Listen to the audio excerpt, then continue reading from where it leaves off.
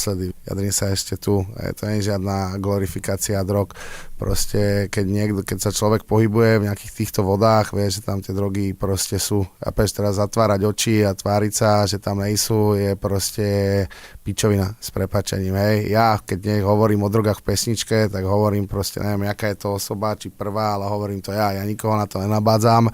Naopak som proti tomu, drogy ťa vedia dostať do takých životných situácií, z ktorých proste už potom není návratnosti. Nikomu, žiadnemu malému človeku by som drogy neodporúčal, ani s nimi začínať, ani ich predávať, ani nič podobné proste. A to, že ja o tom spievam, to, že ja o tom repujem, pozri sa, ja som to zažil, patrí to proste k môjmu životu, tak o tom kurva budem repovať, lebo som si to prežil, chápeš, a nerobím z toho, nie to, že ja teraz z toho robím nejakú frajerinu alebo niečo, to nie je frajerina. Chápeš, frajerina je, keď sa venuješ do piči nejakému športu, alebo to, chápeš, tá message není vôbec o tých drogách, je úplne v mojej hudbe o niečom inom, z toho, aby si sa dostal proste odniekal z dola hore, aby si nebol otrokom tohto systému pojebaného a podobne. Takže tak by som proste túto tému jednoducho zakončil. Ani to, že glorifikácia drog, chápeš, ja proste som si tými drogami prešiel, preto ich tam ako spomínam, ale že by som na ne niekoho navádzal, ale daj Bože, more malé deti, tak to je proste úplná pičovina. Tak. Kámo, keby som toto počul, tak by som v 15 toľko nefetoval.